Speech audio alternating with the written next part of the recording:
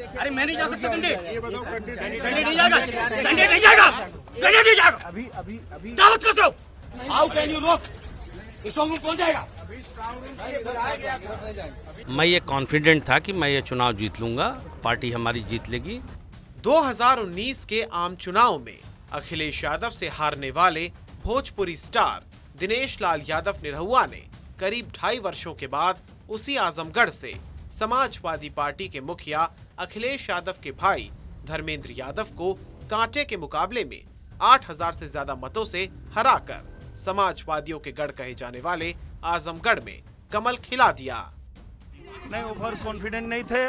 उनको पता था कि वो नहीं जीत पाएंगे यहाँ, क्योंकि एक बार जनता ने उनको चुना था और वो 3 साल में छोड़ के चले गए थे, उन्होंने कुछ किया नहीं था, तो उनको पता था कि जनता उनको नकार देगी और वही हुआ। अब बीजेपी का गढ़ हो गया, ये भारतीय जनता पार्टी का गढ़ हो गया। जनता ने बता दिया है कि पूरा उत्तर प्रदेश ही बीजेपी का गढ़ बन चुका है, चप्पा चप्पा भाजपा। बीजेपी के प्रत्याशी दिनेश लाल यादव निरहुआ को 3,12,768 वोट्स मिले, जबकि धर्मेंद्र यादव को 3,04,089 वोट्स मिले। तो वहीं बीएसपी कैंडिडेट गुड्डू जमाली को 2,66,210 वोट्स हासिल हुए। बीजेपी के लिए जीत काफी मायने रखती है, क्योंकि आजमगढ़ को अखिलेश यादव और मुलायम सिंह यादव का गढ़ माना जाता रहा है। 2019 के लोकसभा चुनाव में आजमगढ़ से अखिलेश यादव जीते थे, तो वहीं 2014 में उनके पिता मुलायम सिंह यादव यहां से सांसद चुने गए थे।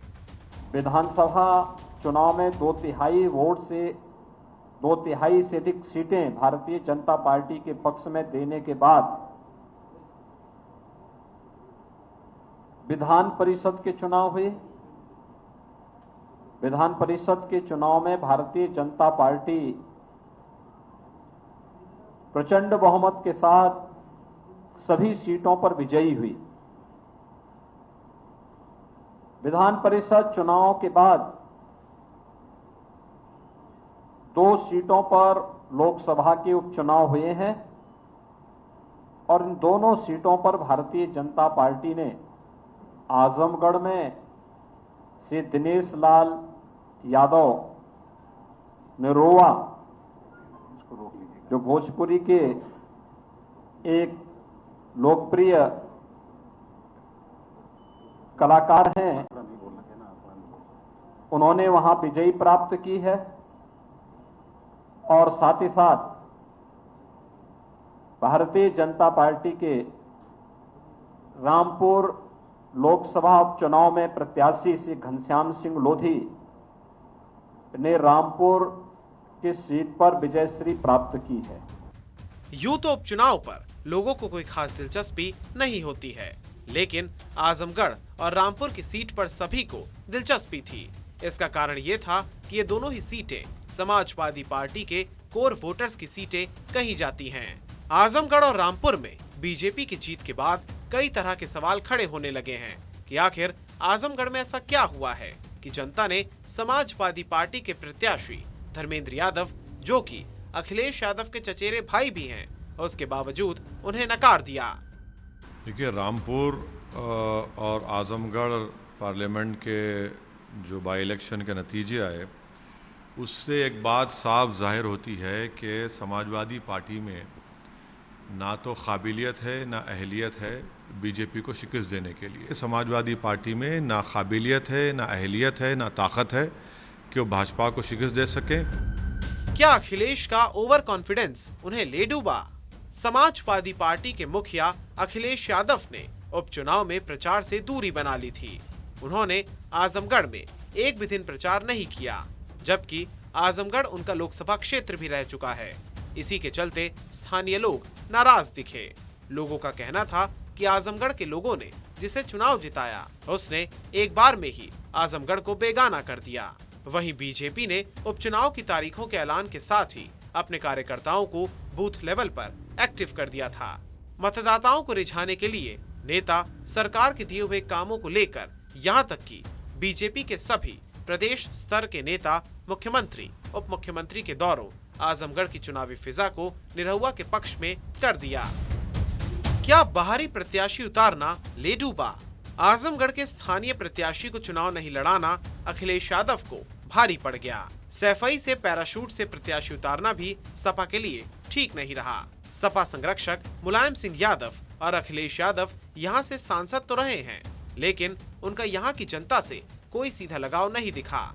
इसका सीधा प्रभाव उपचुनाव में भी देखने को मिला। विधानसभा चुनाव में सभी 10 की 10 सीटों पर कब्जा जमाने वाली पार्टी को जनता ने नकार दिया, तो सत्ताधारी बीजेपी यहाँ की जनता को ये समझाने में कामयाब हो गई कि यहाँ की जनता को डबल इंजन की सरकार के सभी योजनाओं का सीधा लाभ तभी मिलेगा जब आजमगढ़ से भारतीय जनता पार्टी के उम्मीदवार को सफलता मिलेगी। क्या अखिलेश का जातीय समीकरण फेल हो गया? आजमगढ़ लोकसभा में यादव और मुस्लिम मतदाताओं की संख्या सबसे ज्यादा है। दलित और कुर्मी वोटर्स भी निर्णायक भूमिका में रहते हैं। ऐसा माना जाता है कि यादव वोटर्स समाजवादी पार्टी के साथ जाते हैं। 2019 के लोकसभा चुनाव में हार के बाद भी स्थानीय स्तर पर निरहुआ जनता के बीच रहकर काम कर रहे थे। इसका फायदा उन्हें अब मिला और सपा के कोर वोटर्स भी बीजेपी की तरफ शिफ्ट हो गए। बसपा के मुस्लिम कैंडिडेट्स ने बिगाड़ा खेल। वहीं बसपा ने गुड्डू जमाली जैसे कैंडिडेट को मैदान में उतारकर मुस्लिम मतदाताओं में जबरदस्त सेंधमारी की।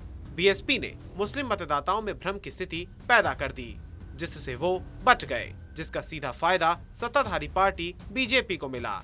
यहाँ पर बीजेपी को दलित वोट भी अच्छी खासी संख्या में मिला।